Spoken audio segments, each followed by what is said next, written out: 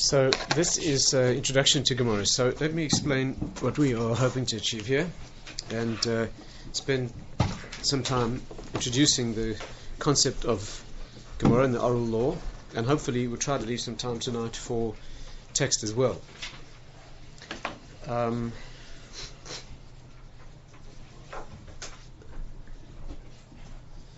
The background is as follows. We'll do it like this. Give you first a historical overview so that we can place this in context, and then try to explain the significance of the oral law, the concept of the oral law, its significance, why it's so important, why everything hinges around this, and then we try to explore some text as well. Don't know how much we'll have time for tonight of all of that agenda, but let's at least try.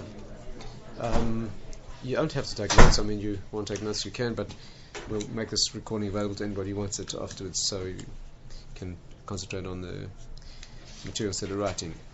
I'm going to assume that people have very little background, right, in terms of understanding what Gemara is. The history is as follows, and in understanding the history, there's much more to relate to than simply the historical facts. I'll try to give an understanding of what's going on here. When the Torah was given 3,313 years ago, approximately, it was given in two forms. The Torah was given in a written form, and simultaneously it was given in an oral form as well. The written law at that time, at the giving of the Torah, consisted of what we call the Chumash. In other words, the five books of Moses, the Chumash, which is written in a Torah scroll. Or to be more accurate, the way it was given was at Sinai. Moshe Rabbeinu was given the Torah that had occurred up to that point in time, right? Don't forget the Torah deals with the subsequent years in the desert and his death as well. What he received in Sinai was the Torah that comprised the creation of the world, historically up to the events that were transpiring at that moment, right? The rest of the events that took place in the desert until his death, which is where the Torah ends, with the last 8 verses describing his death, those were given as the events transpired. There are two opinions in the Talmud about that. It's not important to go into detail now. One is that he was given the whole Torah to be written down on the last day of his life. And the other opinion, that's when he wrote it, the other opinion is that he was given the part up to that point, namely the point of its giving, and then over the subsequent time until his death, he received the rest as the events were unfolding. Whichever of those facets you understand, by the time that he died, the day that he died, the Jewish people had in their possession one copy of the original Torah that was given at Sinai, and on the last day of his life it was copied 12 times, so that each tribe had one original copy. And as you're aware, I'm sure,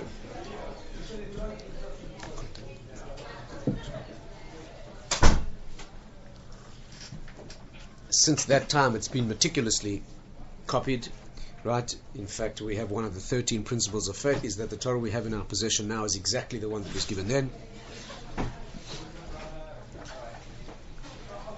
There is only, as I'm sure you're aware, a debate about one letter, right? In a Sephardi Sefer Torah and an Ashkenazi Sefer Torah, there's a debate about one letter, whether it's an Aleph or a Hey, which doesn't change the number of letters and doesn't change the meaning of the word either. But apart from that, the Torah that we have now was meticulously copied, many checks and balances, many corroborating pieces of evidence for that, and what we have today is exactly the one that was given at Sinai. And I'm sure you're aware of the fastidiousness with which it is transmitted. If you ever hear somebody reading a Tosefta Torah on Shabbos in shul, if he makes a slight mistake, it's just about stone him. Right? We don't tolerate any latitude, and therefore, and that is that. Now that's called the written law. To be more specific, the written law comprises not only those 5 books, but extended into the prophetic era, so that the prophets were given subsequent books, right, adding up to a total of 24. So you have 24 books that they call in English the canon, or scripture, right, or more broadly in English called the Bible. That comprises 24 books of Tanakh, what we call Tanakh, Torah, Nevi'im, and Kesuvim, which were written over the ages, beginning with Sinai and ending with the last prophet Malachi. Haggai, Zechariah, Malachi were the last 3 prophets. Each prophet wrote his own book. So the authors of the written law were, first of all, Moshe Rabbeinu, who wrote Chumash, which is on a completely different plane than the rest of Nach. Right? Although they're all prophetic, but there are categorical differences between the first 5 books and the subsequent 19, without going into detail. But the first 5 are prophecy with no shade or nuance or suggestion of the personality of the prophet. That means Moshe Rabbeinu gave us the Torah. It was spoken through his throat, but with no refraction through his personality, whereas every subsequent prophet gives his material through the lens of his own personality. Yes, it's divine dictation, but it comes out, right? It comes out, it is divine music, if you like, but it's played on the instrument of the soul of the individual prophet. Therefore, no 2 prophets speak in the same voice or the same tone or the same style. The only one who speaks with no style at all is Moshe Rabbeinu. That means, is this clear? And there are many other categorical differences. One classic and important one is that you can never learn a mitzvah from any part of Torah subsequent to Chumash. 613 mitzvahs, all located in Torah. Details of application of mitzvahs we get later. The fact that someone can convert to Judaism, that has to be located in Torah. The details of conversion we get from the book of Ruth, which is much later and subsequent. Is this clear? Many halachic details, ramifications, and applications come from Nach, but the core material, the core 613 mitzvahs, are written at a completely different prophetic level, and that is what's called Chumash. So, in summary, the written law was given, the 5 books during the experience in the desert, and completing 24 books of Tanakh over the next few centuries, ranging until about 500 years ago, when the last of the prophetic writings was given. The very last thing to be written historically, if you like, was the book of Megillah, Esther, right? Esther and Mordechai were prophets, but they were on the cusp of the dying of prophecy, so that they were prophets in one sense. That means they wrote a book which is included in Tanakh, but on the other hand, it's a book that describes a hidden miracle, not an open miracle, right? Purim was a hidden miracle. It also is the unique in that it has no mention of God's name, unlike all the rest of the written law. The rest of the written law, you open a Chumash or Nach anywhere, God's name appears all over. In Megillah of Esther, it is purportedly, ostensibly, a political story. There was a king, he couldn't sleep, he killed his wife, a Jewish queen, etc. Whole political machinations which led from the decree of destruction of the Jews to their salvation, but in a seemingly natural way. We're entering now the world of non-miracle and non-prophecy. Miracle and prophecy go together, right? The Rambam says for any miracle to manifest, you need a prophet. I'm not going to go into the whole problem and the whole issue of Talmudic miracles. That's another whole discussion for another time. So prophets and miracles left the world at the same time. The Megillah of Esther is the last. Esther means to hide. Esther means the hidden one. You're now moving into the darkness of the post-prophetic era. And the Megillah of Esther is the last, yes, prophetic document, and the Talmud brings proofs that it must be prophetic, but it's also a description of events that purport to be, that seem to be natural and have no open miracle, and God's name is not mentioned. Right after Purim, couple hundred years, not long after Purim, Chanukah occurred. Right, the last of the festivals, Chanukah and Purim, the 2 post-prophetic rabbinic festivals. Chanukah occurred very shortly after that, and there's nothing written about that at all. Deep into the era of the post-prophetic darkness, and therefore Chanukah has no miracle. The miracle of the oil is something we have to discuss separately. It was a very private miracle. It wasn't a public thing. It was only in the temple. That's to discuss in a different what kind of miracle that was. But the salvation of the Jewish people there was in a way that seemed to be natural, guerrilla warfare, no open miracle in that regard, and no prophecy at all. Right? Matityahu and the Chashmonaim were in the era of the sages, not in the era of the prophets, and that's why there's no part of Tanakh that documents it. There's no book of Chanukah, right? Not only that, not even a Mishnah. There's not even a Mishnah of Chanukah. The only place Chanukah is recorded is in between the lines of the Mishnahs. In the Gemara Shabbos, dealing with Shabbos candles, you have the issue of Chanukah candles, and from then on, the world went dark, and there was no more written law. And that's when the oral law came into its own. So let's go back for a moment. Sinai, the Torah was given, but it was given in 2 forms. That history which I've just described, which was ignited by the giving of the Torah at Sinai, was accompanied by an oral law at the same time. The oral law was, here's where you have to concentrate and get the details clear, the oral law was given at Sinai in the form of the Mishnah. In other words, the Chumash was dictated, and by the time Moshe Rabbeinu died, 1 Chumash scroll had been written down. But he was also instructed orally during the 40 days and 40 nights that he spent on the mountain. He was given a transmission of the Mishnah. The Mishnah was some thousands of Mishnaic statements, all in Hebrew, which is a tradition that encapsulates enough application of law that any human situation, there's an axiom in Torah learning, that there's no human situation from the beginning of history to the end that's not dealt with in a Mishnaic application. In other words, in the Mishnah is coded the tools of process by which you evoke and evolve from Chumash and from Tanakh all the applications that are necessary. If you like, the written law is a very compressed code, an exceptionally compressed code, which is so tightly compressed that it's unusable. It's unusable. You cannot be a Jew with Torah. In fact, the obvious proof of that is the Christians and the Muslims have the same original text and they don't look like anything like us. Right? What defines us as Jews is the oral law's interpretation and explication and derivation of what the written law says.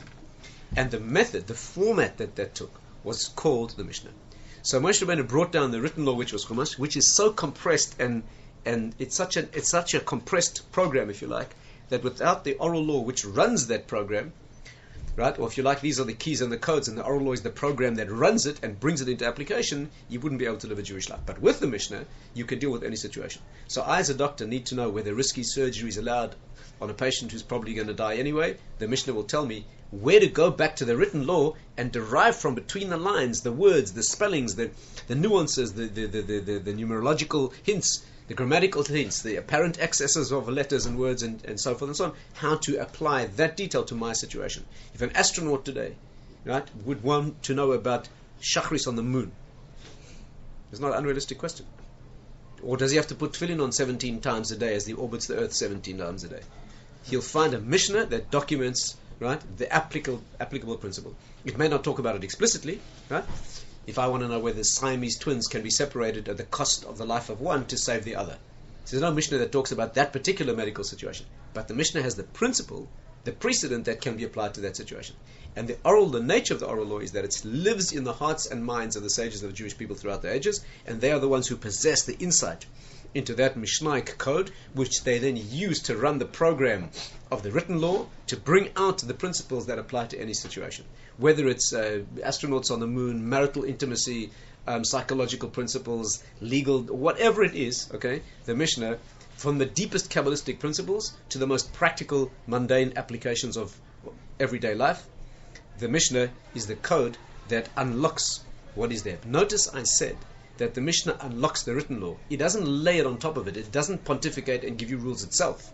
All Mishnah must go back to showing you where the written law, right, with insight, the Mishnah's insight, is evolving and giving. Is this clear? All goes back to Chumash.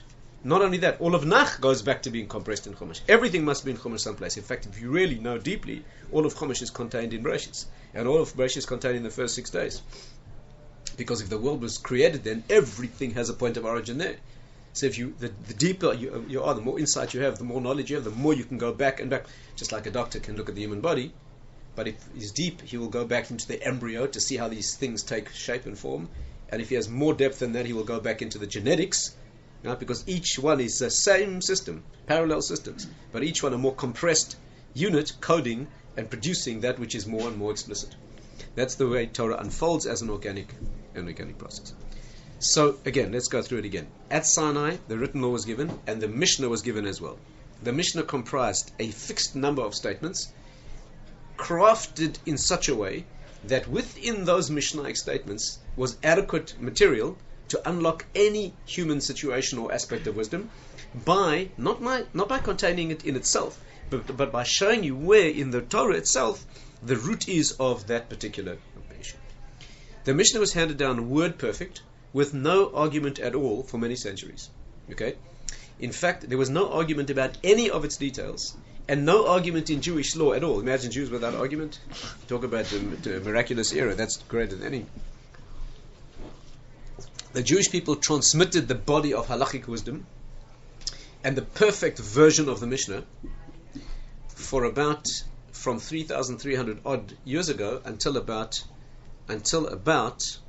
more or less 2,400 odd years ago, 2,300, when the era of prophecy ended, and there was no longer a prophet to bring down the clear version, wording, information with the crystal clarity that had been there before. Immediately thereafter, divisions set in, and distortions, or not distortions, but different refractions of the same material came into existence, right? For example, there's a critical to understand this. For example, during the era of prophecy, from Sinai all the way down until, let's say, Purim, or until just early in the Greek era, just after the Second Temple, right, just after Shimon HaTzadik, who was one of the remnants of the men of the Great Assembly, right, who was that, which was that body, that convocation that contained the last three prophets, the men of the Great Assembly who lived 2,500 years ago. They contained, Ezra was one of them, he was a prophet. Mordechai, right, was there. He was a prophet too. Haggai, Zechariah, Malachi, they were all members of the men of the Great Assembly. The generation after they ended was Shimon HaTzadik, who was no longer a prophet but had seen prophets. In his day there was no halachic argument. And in the next generation, the leader of the Jewish people then, the Torah leader, was called Antignos Ish Seichoi. He was already in the Greek era, just as the Greeks had taken control of the whole Near East and the Middle East. And although that time there was no persecution of the Jewish people by the Greeks, but they were in control. And the Antignos had two students, right, who for the first time in history began a breakaway movement, which they could do because there were no prophets to say they were wrong. He had two students called Tzadok and Baitus. Each of them began what we would today call a reform movement. They began a movement that broke away from the Torah tradition. The original thing they said that the written law, amazingly, the significance of their breakaway was exactly about the oral law. They said that the written law, right, is accurate and true and divine, but the oral law, they had problems with that, right? And the point of the attack was that they said that there's no valid teaching about another world. There's no world to come. What was their proof? The world to come is not mentioned in the written law.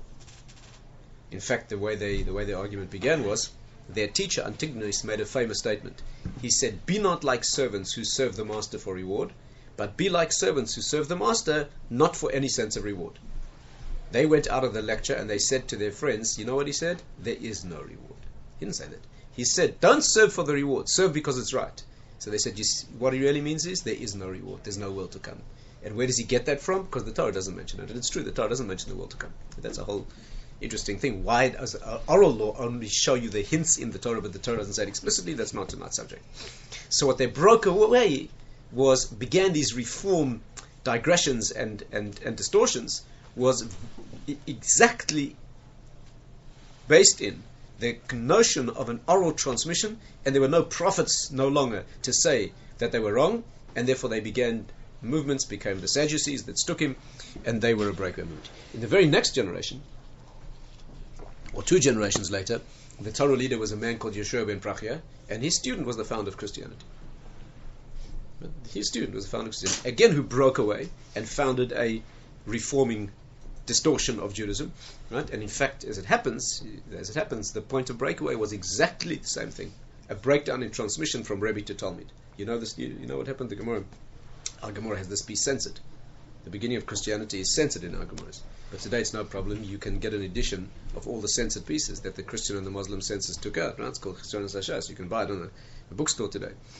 And the piece of the Talmud that the Christians censored describes the beginning of Christianity, and the way it began was that they were traveling from Egypt back to Israel, Rabbi Shimon Prachia and his students, and the founder of Christianity was one of his students, was one of the convocation of tremendously great sages. You're talking about the early Tanaic era, right? Immense wisdom just after the level of prophecy.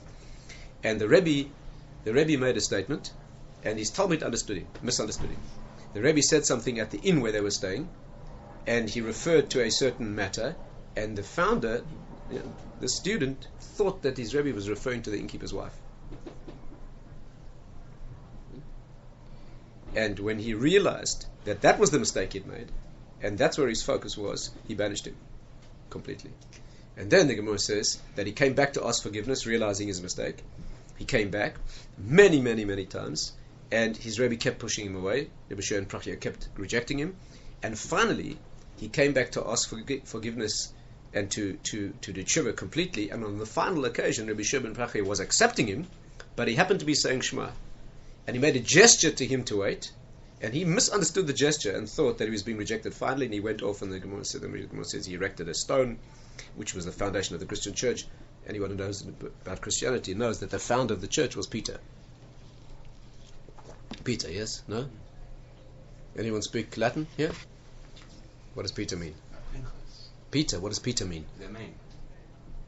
No, Michael? Stones. A rock. The rock. The rock on which the church was founded, right, was that rock which he erected. Anyway, so you understand that the breakaway that became Christianity, right, which is Judaism distorted. Christianity has the same Bible we do. It has the same Chumash, right? But it takes it into a direction that is invalid. Christianity is based on exactly the same mistake as the first one, namely a distortion and a misunderstanding of the transmission. His Rebbe said one thing, he misunderstood him. Finally, he came back to ask forgiveness, he misunderstood his Rebbe's gesture. You understand? Christianity is a misunderstanding of what Judaism is. That's exactly what it is. That's exactly what it is. Christianity is not something different. It's based on the same thing. Is this clear? Only it reinterprets and takes into invalid domains what.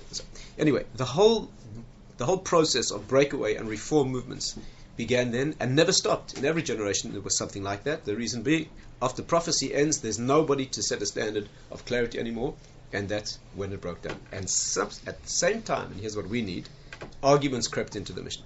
In fact, the very first halachic argument ever was in the era of the Greeks.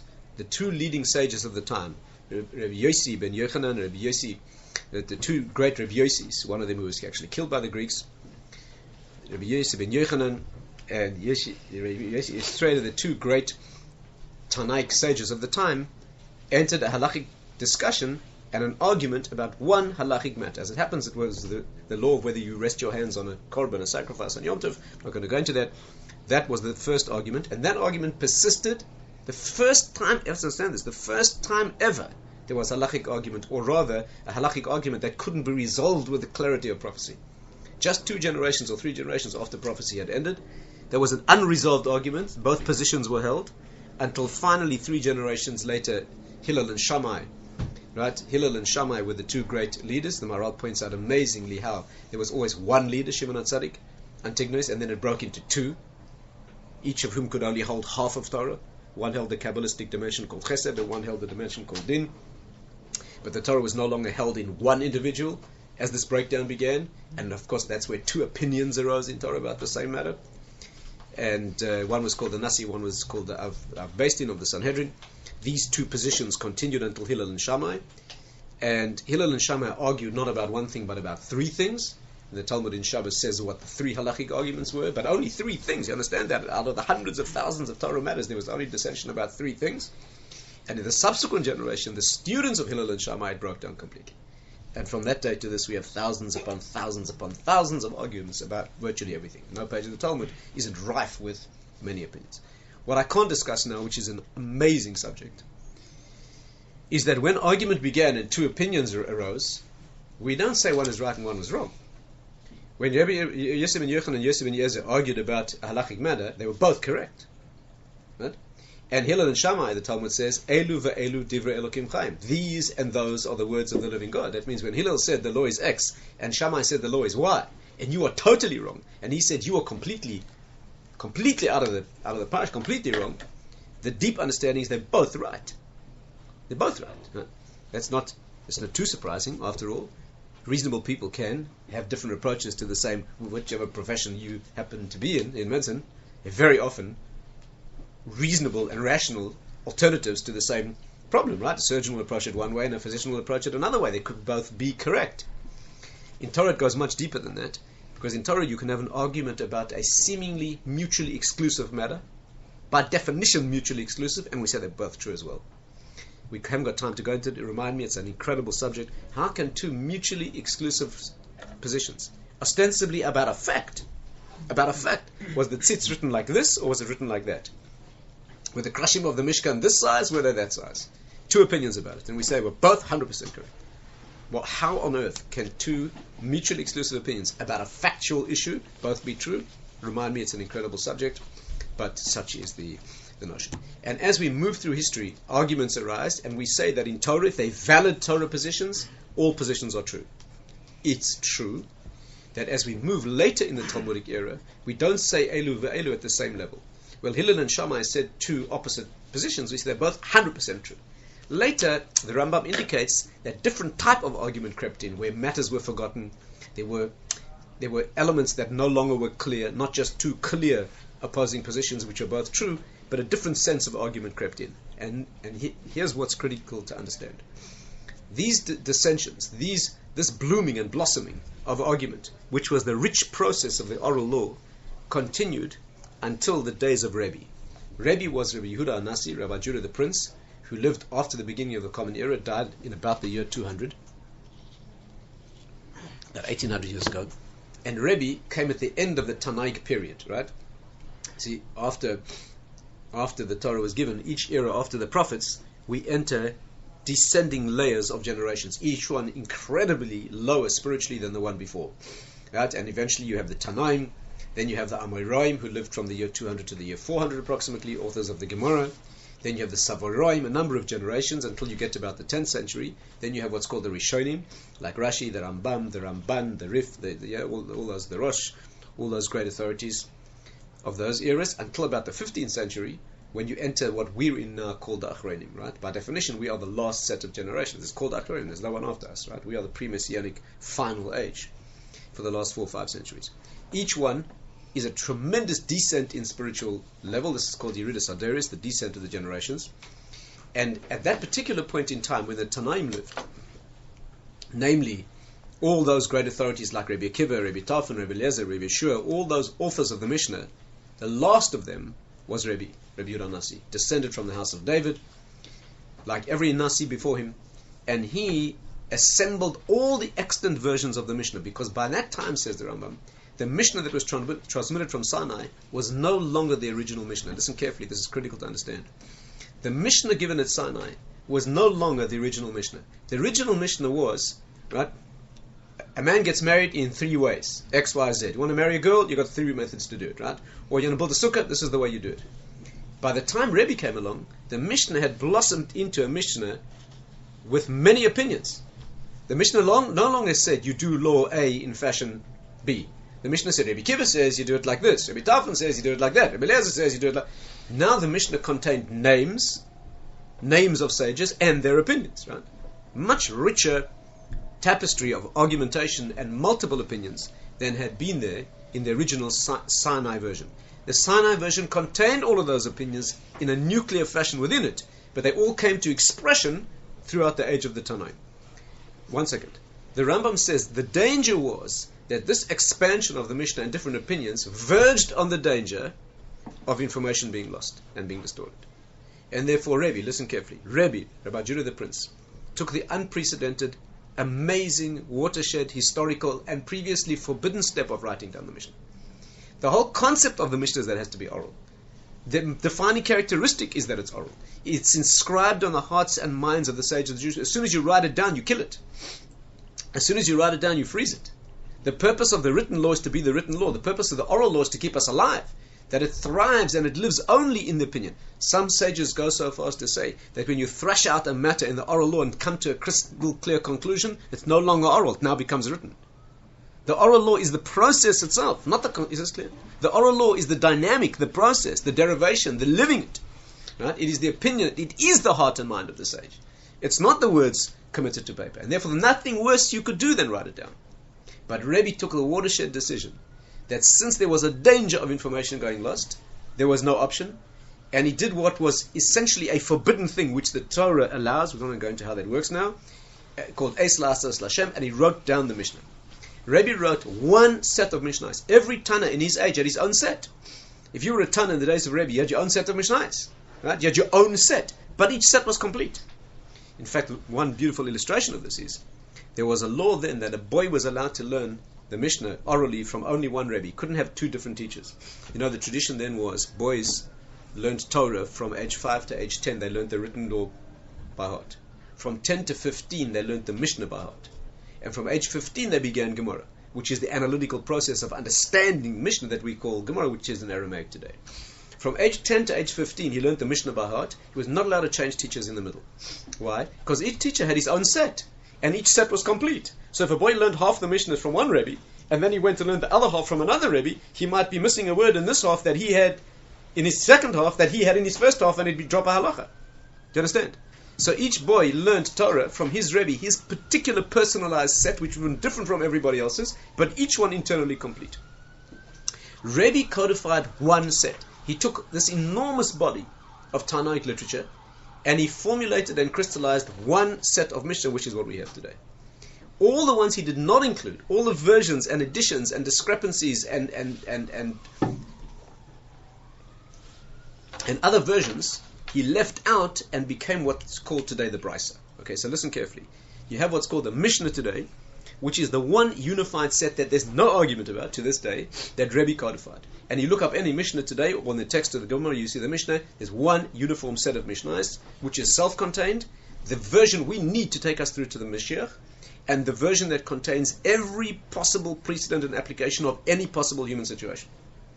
The ones he did not include, the versions he did not include, and very often they are very similar to the ones we have, but very often they're more wordy. He chose a particularly compressed set. And in fact, very often the Brisa is incredibly useful because it's more wordy and gives you more clarity. All the thousands that he left out did not codify into his Mishnah. All the versions he left out are called Brisa, means on the outside. The Aramaic word bar means outside. Brisa means outside the Mishnah. All of those Brisas that he left out were codified in themselves by his students, Rabbi Chia and Rabbi Ushia, in the next generation, into a work called the Tosefta. And if you look in the back of any printed Gemara today, you'll see the very, very end, what's printed is the Tosefta.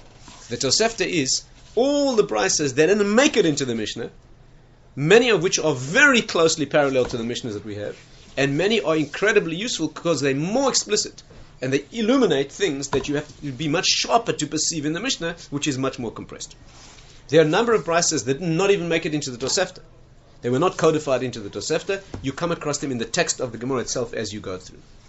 Brisas are less authoritative than Mishnahs, even though they're written by authorities of the same source. But since Rebbe didn't codify them in, okay, they are slightly less authoritative, meaning that nobody can deny a Mishnah. If there's an argument about in the Talmud, in principle, one opinion shows that a Mishnah says a certain principle, nobody can assail that. But if you show that your opinion is rooted in a Brisa, I can say, I don't accept that Brisa. I wasn't taught that one. I have an alternative. You can't do that with a Mishnah. Okay?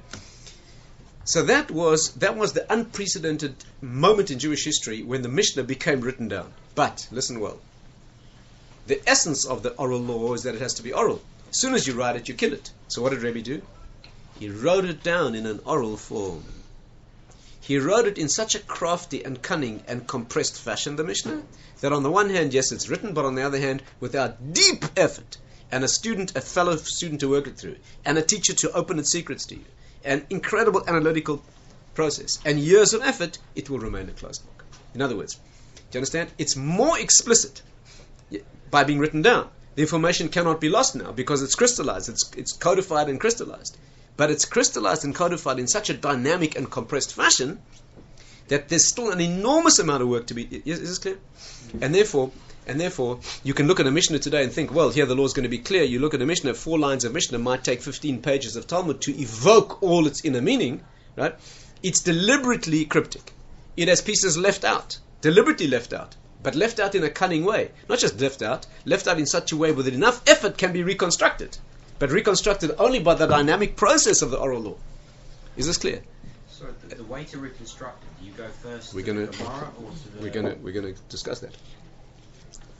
Gemara is the process of analyzing Mishnah. It is the process of analyzing Mishnah to bring out its meaning. The Gemara doesn't never lay something on top of the Mishnah, it brings it out of the Mishnah. And the Mishnah is only a way of showing what's in the Torah and bringing that out. So Rebbe wrote down the Mishnah, and from then on there was no danger of the material getting lost, but it was called as Mishnah. Now, what happened? The Mishnah is in Hebrew. The Mishnah is no longer the Sinai version. Woven into the Mishnah is what was given at Sinai, but we no longer know which was the opinion. When the Mishnah says, Rabbi Akiva says you can do this, and Rabbi Talfan says you can do that, which was the one Moshe Rabbeinu had? We don't know. It doesn't matter, of course, because the law has to be re-ruled in each generation anyway. Moshe Rabbeinu had a Mishnah, of course, that had all those opinions in. But which one he personally held to be the practical one? You can't rule on 2 levels. You can have one piece of wisdom that has 10 interpretations. You can't live that way. Even Moshe Rabbeinu, the greatest of all time, still had to rule practically. Is it clear? He still had to rule practically in one way. He could know all the other 15 opinions in the Mishnah, but he didn't rule like them. In fact, he had an argument with Betzalel. Betzalel, who built the Mishkan, and Moshe Rabbeinu, who gave the instructions, they had two different opinions about how to do it. Both are true. You can only do it one way. And as it happens, Betzalel's opinion prevailed. The original Mishnah contained several opinions. No. The original Mishnah was crystallized as only one version. But inside the text of that Mishnah were the tools to unlock all the meanings. The Mishnah is the program that runs the Torah. So you can apply the Mishnah to the Torah using the Mishnah's rules loyally and come out with 15 different valid and true facets of this incredible jewel. But you can't live that way. Of all the 15, you're going to have to paskin one way, that will do this or will do that. Beis Hillel almost always chose the more lenient. Beis Shammai always chose the more stringent. Both are true, different levels. We live according to Beis Hillel. When Mashiach comes, we'll live according to Beis Shammai. Both valid. Which one did they rule on throughout the ages? As it happens, we have a tradition to go like Beis Hillel. I'm not going to go into how we express in halachic terms the crystallized version that we live by. So the original at Sinai, did Moses receive all of it? When I say all of it, I mean everything, all the rabbis, or did he just... Everything. The Mishnah itself says that even what a veteran student will adduce as new in centuries to come, he had in his original Torah. But in cryptic, coded form. The generations bring it out. Bring new light. Carve new facets onto that diamond. But it's all in there. It's all locked in. Now, stay with me. This Mishnah that what Rebbe wrote lasted for about 200 years until it was too compressed.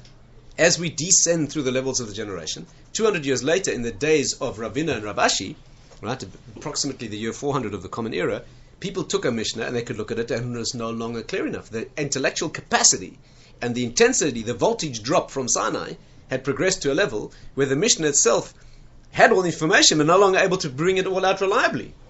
So at that time they took the same decision, unprecedented, previously forbidden decision, to do what? To write down the oral discussion of the Mishnah, and they called that the Gemara.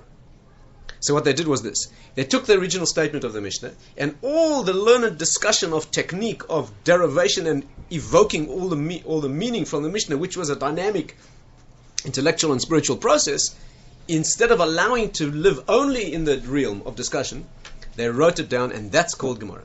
So today, if you take an edition like this, you'll see that we print. Look at the first page. You'll see the first thing that's printed on the page is the Mishnah. First 4 lines, the Mishnah in Hebrew. And then printed on the same page down the central column, what you're looking at is an Aramaic discussion, Gemara, doing nothing other than analyzing what those 4 lines are telling you. Not laying anything on top of it from outside. Showing you where within those lines you're forced to conclude the conclusions. If you were sharp enough, you wouldn't need that. You could just read those 4 lines. But since we had already fallen to a level where it was not reliably being evoked, so now the Gemara's discussion was written down. But I'm sure you can guess what's coming next. It's forbidden to write down the oral law. So Ravina and Ravashi wrote it down in such a crafty, cunning, coded, compressed fashion that you still need a chavrusa to work it with and a Rebbe who's going to teach it to you, and all that power of derivation and sweat, blood and tears to bring it out. Right? Because if they'd written it down in a frozen, codified fashion where the work was necessary, it wouldn't have been oral law anymore. So yes, they brought it more into crystallized focus. Yes, it is written down now. It's not just an oral discussion. But it's so cryptic and coded. There's so many steps left out. From one line to the next in the Gemara are so many inferences and assumptions and assumptions that you know what's going on behind the scenes. That's uniquely Jewish flavor. You know Albright, the famous non-Jewish scholar, right? One of the most brilliant men in the world. Once he was sitting in the Chicago Museum of Natural History, and he was deciphering a page of Talmud. You know, he was a hieroglyphic expert. He spoke every language on earth. He was academic in all of them. And he was translating a page of the Talmud. And after 4 hours of heartbreaking work, he went over to a young yeshiva boy who was sitting nearby, and he said to him, "Do me a favor," he said to the kid, I know Aramaic grammar better than you. I can translate every single word on this page, but tell me, what is it saying? What does it say? Couldn't figure out what it needs a Jewish head, and it needs it needs that unspoken, cryptic, analytical process to bring it out. So that's how they solved the problem of writing it down so we would no longer forget it, but ensuring that it remains a vital, throbbing, alive creature, which is known as the Gemara. Now, I'm sure you can guess what's coming next. A couple centuries later, people fell to the level where the Gemara was no longer adequate. You could work through a Gemara and still come out with 5 different conclusions and not know which one the Gemara is suggesting as the correct. And at that time, a number of solutions were proposed. We're talking now about the 10th century, the 11th, the 12th century. What happened then was the great commentators of that era, namely the Rishonim, Rashi, the Rif, the Rambam, etc., they wrote commentaries on Mishnah Gemara, which together we call Talmud. Right? When we say Mishnah, we mean Mishnah. Gemara, we mean the Aramaic discussion. Together we call them Talmud, or Gemara generically. They wrote commentaries to hold your hand as you go through it, guiding you not to make mistakes and fall by the wayside. And each of them solved the problem in a different way. The great master Rashi, right, writing in the 10th and 1100s, Rashi wrote a commentary along with the discussion in the Gemara, right? The most masterful, indescribably great commentary that could ever be imagined, right? So crafty and so cunning that most times you look at Rashi, you say, yeah, sure.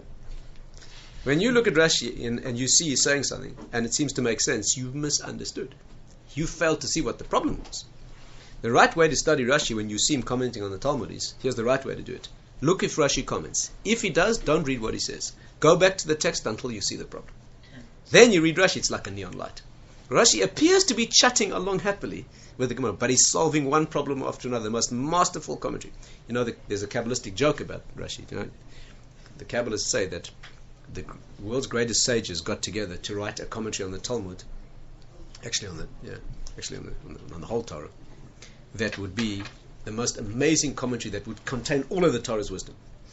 And they got together, and after years and years and years of work, decades of work, they produced this mind-blowing commentary on the whole Torah that contained all the Kabbalistic wisdom and all the halachic wisdom, and they had this incredible piece of work. Then they looked at it and they said, it's much too long.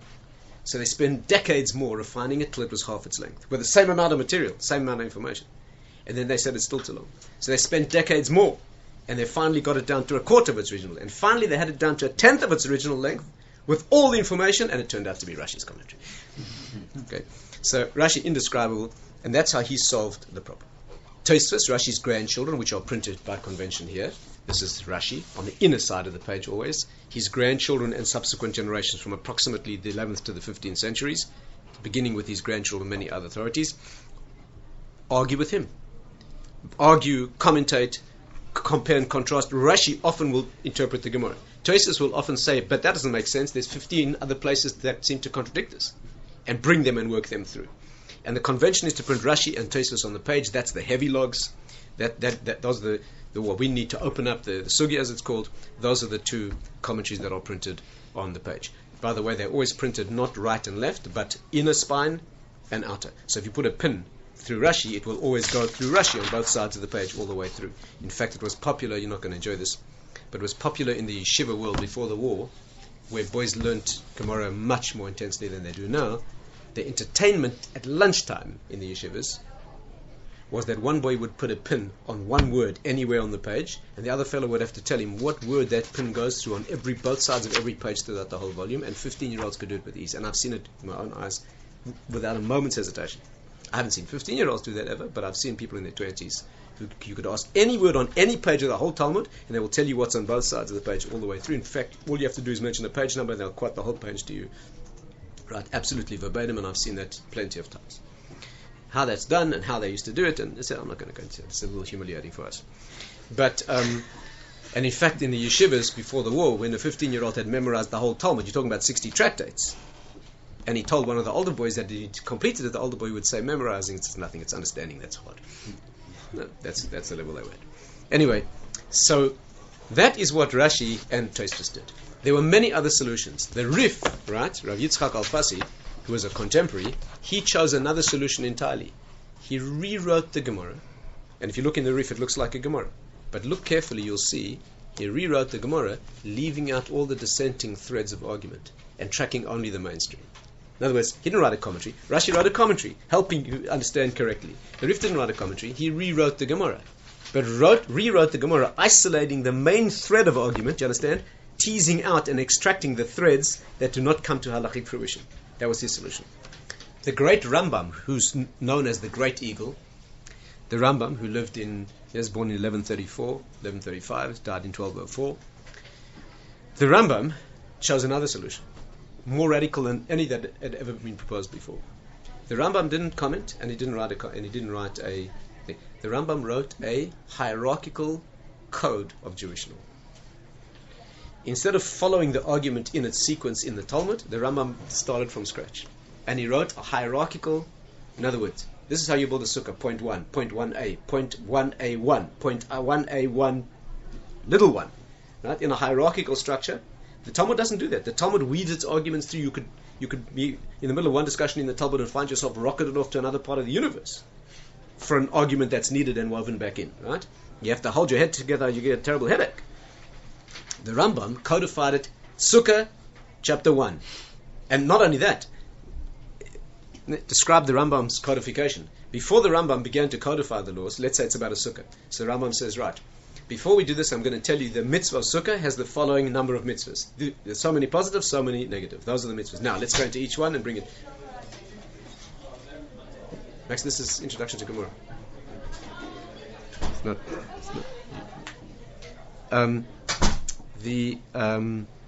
He codified the law, and he began like this. In order to codify it, the Rambam said, you need to know how many mitzvahs there are. So first, before he goes into his commentary, he lists 613 mitzvahs. But before he does that, he says, how do we know which is a mitzvah? How do you know which are the 613 mitzvahs? Are tefillin one mitzvah or two? Is tefillin one mitzvah, head and hand, or is tefillin two mitzvahs? Which mitzvahs in the Torah are mitzvahs given for eternity and which were only given for their day? So the Rambam first lists which are the 630 mitzvahs. But before he does that, he lists the 14 rules that you apply to know what's a mitzvah and what's not. So if you read the Rambam's work, first come the rules, what constitutes a mitzvah. Then applies the rules, which are the mitzvahs. Then he takes each mitzvah and he goes into its details. There was enormous opposition to the Rambam. Why?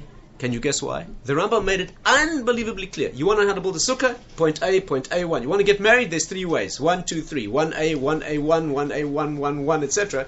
Unbelievable opposition. They wanted him to burn his works. He was considered a heretic, thrown out, etc.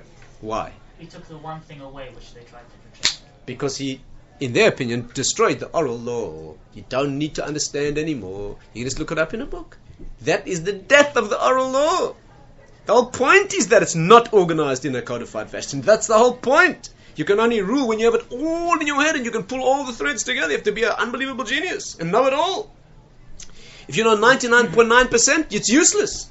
You know why? Because there might be that 1.1% in some outlying tractate that doesn't even appear to have anything to do with this that overturns what you're doing here, unless you can put it all together. The Ramban said about himself that by his generation, you're talking about the 1200s, the Ramban said about himself that he was able to do that personally with only 2 simultaneous of the 6 orders. The Mishnah has 6 orders. Right? The Ramban said that he could bring to focus on anything. All that's contained in the 2 out of the 6, whatever he meant by that. Right? Previously, people could. The Rambam codified. But of course, the Rambam was vindicated. His codification, not on the contrary, didn't freeze things and take away the process of learning, it enormously amplified it. One of the reasons was the Rambam never disclosed his sources. The Rambam codified it, but didn't tell you where he got it from. In other words, to build a sukkah, you do A, B, and C. How do you know, Rambam? Where'd you get it from?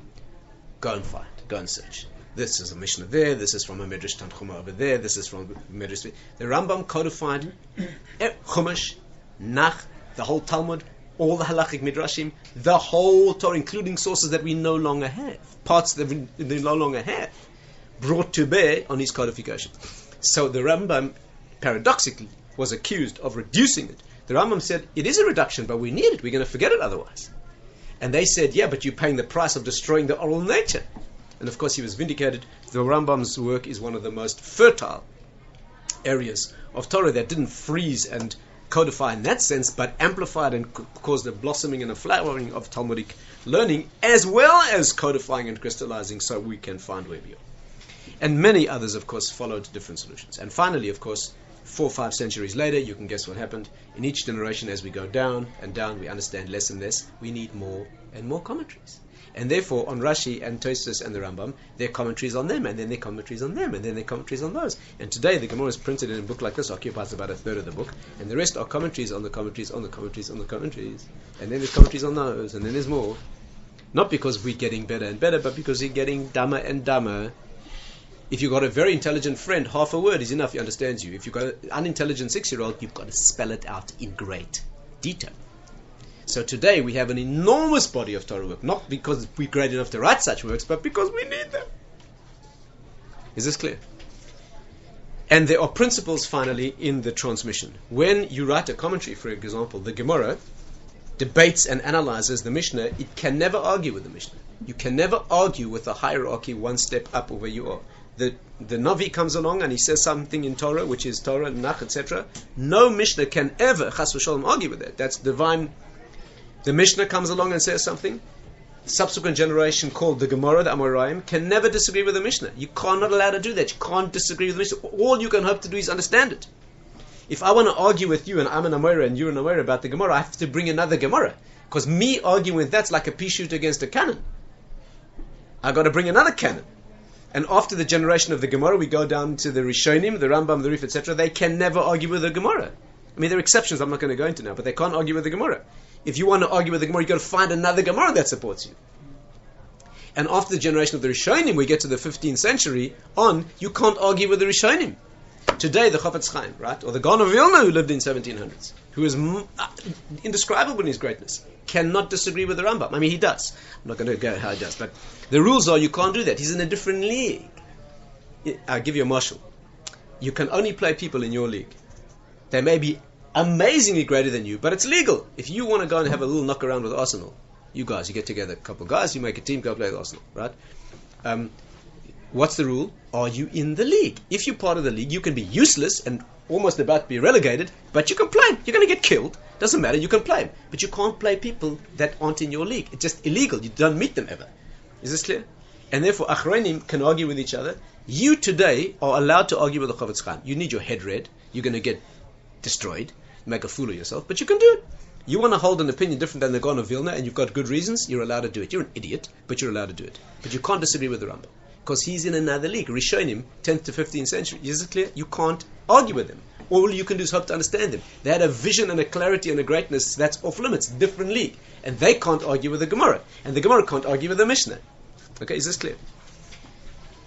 When you come across apparent exceptions, you have to understand them. I'll give you one example. Let's say, for example, sometimes Tosefta, right? 10th, 11th, 12th century. Tosefta will ask a question and leave it unanswered. He'll ask a question, a mind-blowing question, threaten to destroy everything, and he'll say, it's Tzorchian, needs study. Doesn't answer it. 8 centuries later, comes along somebody in the 19th century, one of the great Torah authorities, and gives an answer. Straightforward answer. The answer's wrong. The answer's wrong. Because had it been right, Tosefta would have said it. Why is it wrong? We don't know. And therefore, because that's what Torah is, all we have is the Torah of our day. That's all we have. But it's not wrong for us. It's like this. How does he begin his words? He always begins like this. Lulei divrei, which means, if it weren't for the fact that he said X, Y, Z, I wouldn't have said, which means, don't even think that it's right compared to him, but this is all we have. Want an analogy? It's like this. How can such a great generation pose a question and fail to answer? And almost nobody's us. We come along and give an answer. Think you're a big deal? I had a Rebbe once who said it's like this. 2 men trapped in a room. Locked in, imprisoned. One is blind and one can see. The man who's blind starts feeling the walls. He can't see. Starts feeling the walls. Finally, he feels a crack in the wall, squeezes through and he escapes. The blind man's out. The sighted man sits in the room, stays imprisoned. What's going on? How did the man who couldn't see found the way out? The other man can see, he doesn't get out. Answer. The man who can see sees through the crack and he sees it's a heck of a lot worse out there than it is in here. Tosefta knew that answer, but it gets you into problems in 13 other places. He didn't say it. You understand? That lower generation doesn't see that. So, yeah, the axiom is, as you go lower, you're less capable. But that's what you have. And Torah for us is our generation. That's its dynamic and that's what defines it. Torah is what the sages say. The sages aren't trying to approximate the truth, they're creating the truth. That's another discussion we have to have another time. Okay, that, gentlemen, is the historical overview. We're not going to have time for much text today, but there's another element to add, and it's this. One more element. The text in front of us is Mishnah and Gemara. When studying this, it's very important to bear in mind the following thing. We are not looking for halachic conclusions. If you want those, you look in the Code of Jewish Law, which is modeled on the Rambam, by the way. The Code of Jewish Law, written in the 1500s by Rabbi Yosef Karo in Tzfas, is virtually a copy, in many ways, of the Rambam's original work. It has modern commentaries and applications. If you want to know what to do, you don't open this book, you go look there. This is to teach you how to think. This is not to teach you the bottom line. This is to teach you how to get to the bottom line. Learning Gemara is teaching you how to think how God thinks.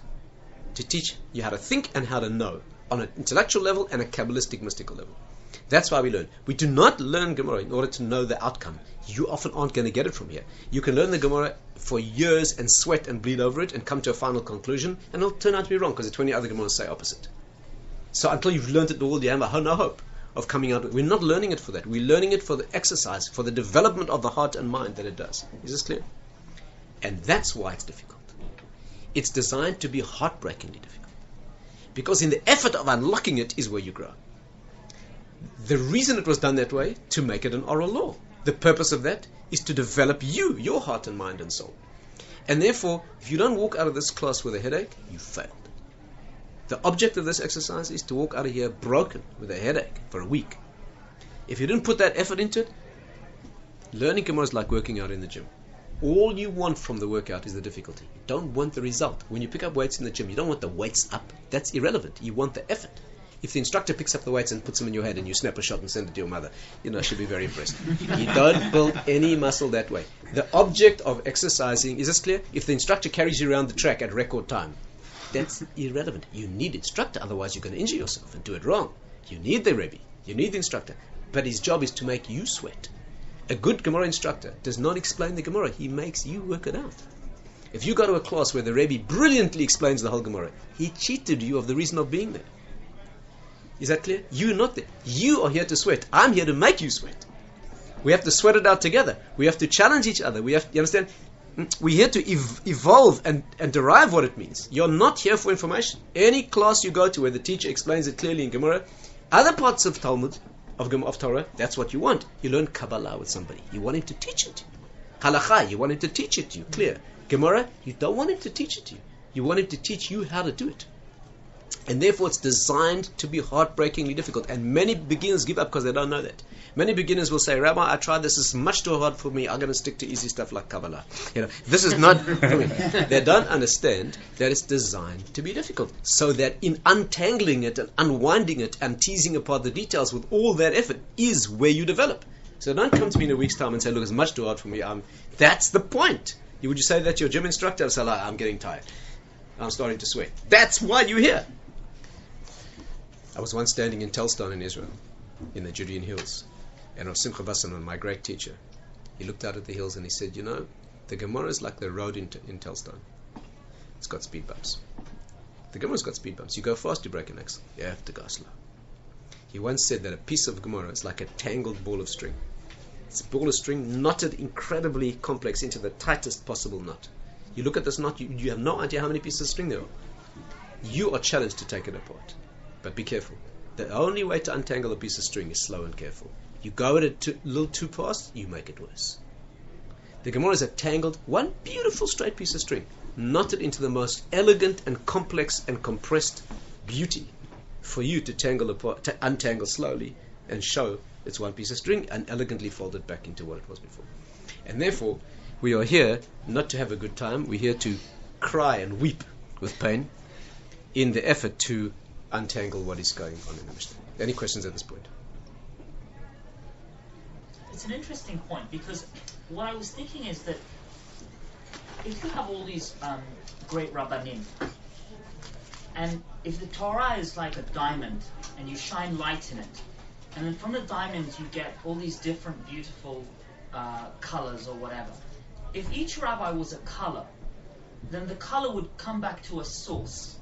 You know what I mean? So like every rabbi brings out his own beauty of That's thought. right. It's his crystal of his soul that brings out that facet. If that's the case, then when Rambam wrote his great piece of work, why is it not that you can't say where it came from? Because you can very often. You have to trace it back, but you have to do the work. Exactly where you should. Your school of thought. There's many commentaries that do exactly that. They trace it back to the specific Mishnah or the specific medrash that he. Of course, it's not hidden, but he didn't document it. So you got to do the work of going back to the source and seeing how he brings it out of the source. Absolutely. Any other questions? Why do the generations keep going down? Well, the simple answer is as you move away from Sinai, the voltage drops. Right? The Kabbalistic answer is you move from the head down to the feet throughout history. All of the world has a human form, including history. In case you're interested and you're not going to enjoy this, you today are the dead skin on the bottom of the feet. That's who you are. That's why it's called Ikvas de Mashiach, the footsteps of Mashiach. The literal translation is the bottom of the feet of the Messianic form. That's why we know so little. The bottom of the feet, the Talmud says, is where death already is. The heel, where the snake bit originally. We're the part that's dead. As you move through history, you're going down and down and down. We're necessary. The whole of history stands on us.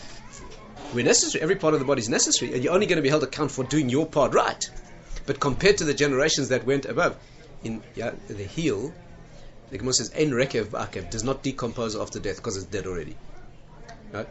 The feet are always the furthest from consciousness. In Hebrew, the word for a habit, which means something done unthinkingly, is called hergel. It's done with the feet.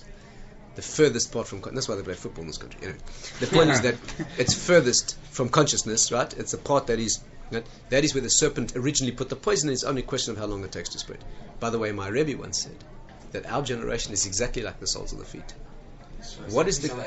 Our generation is exactly like the soles of the feet.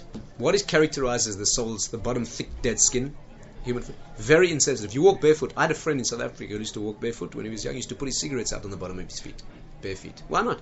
We were thick, cornified layer of the bottom of it. The unique characteristic of that dead skin, I can tell you as a doctor, it's a mystery. Completely insensitive. You can cut it, stick pins in, but it's amazingly sensitive to being tickled. Amazing. The least sensitive part of the body, but you draw superficial stimulation over it. That's our generation, he said. Insensitive to brutality and immorality of any degree, but available for superficial stimulation that causes empty laughter. That's where we've gotten to in our unconscious development. Anyway, that's a brief answer to your question. Yes, any other questions? Yeah. Yeah, speak. It's so confusing though, is that, Western society sees that we've made lots of progress. We made technical progress and spiritual downhill. But the Zohar says, as technology increases, spiritual wisdom goes down, hand in hand. For example, we never have a black man president before. Now we have. What's that got to do with advance or going down?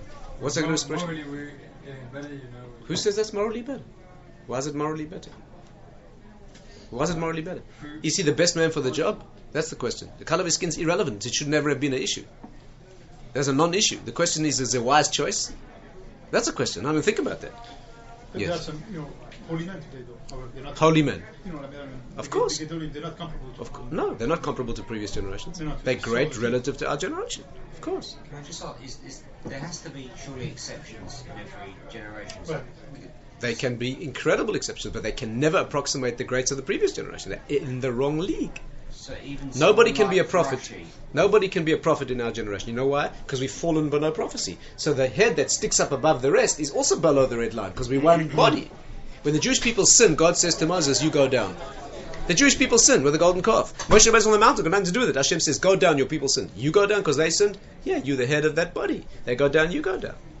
So we limit our greats and they lift us up. But we're one corporate entity. And by the way, that's why you're obliged in Torah, because it's a corporate entity. That's why you can't say it's not for me. You can't get out of it. We're a corporate, organic, bonded entity. Whether you like it or not, you're going to be held accountable because you're a Jew, and you're going to have the privilege. Because Simcha used to say, it pays to study it and get the benefit. You're going to pay the price anyway. As a Jew, you pay the price anyway. You might as well get the goods.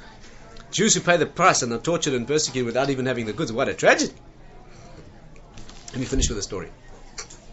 I'm sorry we didn't see text. What can I do? But the introduction is very important, right? Introduction. In the Imsa Shem next week, we'll go into this amazing Mishnah on the first page and we'll start to use our heads, right? So if you have time during the weekend, you can research this and start learning with somebody. You speak to our Brandeis or Rabbi Resnick, they'll give you a one-on-one practice sparring partner to start introducing you to the material. The more you prepare and the more you revise, the more you'll get out of it. I'll then finish with the story about being a bonded organic entity. Why are we obliged in all of this? Because our forefathers accepted it. Hey, that wasn't me. I'm obliged because they accepted it. This is an organic corporation. You can't... Just after the Second World War, there was a Jew in America who made a fortune by buying US Army surplus tanks. After the war, he bought tanks, and there were a couple of parts in there that were very valuable, and he dismantled them, and he made a fortune. After the US Army saw that he was making a fortune, they tried to renege on the deal. They had a contract with him, and he was buying these surplus tanks at next to nothing. He was making a fortune. The army took him to court trying to cancel the deal. So this Jew appeared in court with his lawyer, and the army lawyer got up and he said, "We want to cancel the deal. It's no longer valid." And the judge asked him why. He said, "Because the Secretary of Defense in charge at the time, who signed this contract, is no longer in office. He signed it, no longer in office. So now the deal's invalid." So before the lawyer could answer, the Jew said to him, "Do you mind if I answer that?" The lawyer said no. He took a dollar bill out of his pocket. He walked over to the judge and he said, "Your Honor, your government is circulating illegal money." Why? Because signed on this dollar bill is a promise of the Secretary of the Treasury. He's long gone. Case closed in one case. A contract that's signed by somebody who represents a corporation signs on behalf of the corporation. When the Jewish people accepted the Torah at Sinai, they weren't accepted it personally. It wasn't their signatures. It was ours. We're organically part of the same soul. When a Jew sins in Paris today, you go down. And when a Jew in Jerusalem doing something good, he's helping you, whether you like it or not, in private or in public, right? And therefore, this Talmudic effort here is a corporate exercise. It's the exercising of our hearts and minds together, and it lives in the world only to the extent that we understand it. The fact that it's written in a book here is irrelevant. That's not the point. Right? It was always studied orally and verbally, and even when it was written, they continued to study it verbally. Rabbi Yechiel in Paris, in the 1300s. Right? The printing press only invented in the 1400s. In the 1300s, when they were studying from scrolls, handwritten, the French anti-Semitic edict, the French gathered 13 cartloads of priceless Torah and Talmudic scrolls and burnt them all. Public burning in Paris. Rabbi Yechiel had a massive yeshiva in France, and they were all studying it. They burnt all the copies they could find of the Talmud and the Mishnah and everything else. Didn't stop the yeshiva. They carried on learning. They were learning by heart anyway. Very few people had the scrolls because they were priceless. They'd be written by... It takes 2 years to write a Sefer Torah. They carried on. By the 1400s, already things had fallen to the level where we were saved by the printing press, and now things became easily... Rav Dessler says, as things go down spiritually, we need more technology. The reason we have more technology is because we're incapable spiritually, so we need to be helped. And that's what happened. There was a rabbi in Europe, I remember, in a little town in the last century. The community fired him. You know why? Because they didn't see a light in his window all night. He wasn't on the right level. He wasn't. The truth was, he was learning all night. Just couldn't afford a candle, but he was learning by heart all night. So that was the level. Today, we need all the help we can get. Okay, Mr. Shem, next week we'll start analyzing text. If somebody wasn't here who wants to be part of this, it's essential to hear the introduction. They need to get it from us. And either take this text with you and bring it back, or please pass it up now and I will keep it and give it back to you for next week's class. It's Daf Yud Beis, Amud Beis in Ksubis, if you want to know. That's page 12b in Ksubis. If you pass me back a copy, please, I'll keep it and give it to you next Wednesday at 8 o'clock. Make announcements. So we're supposed to pre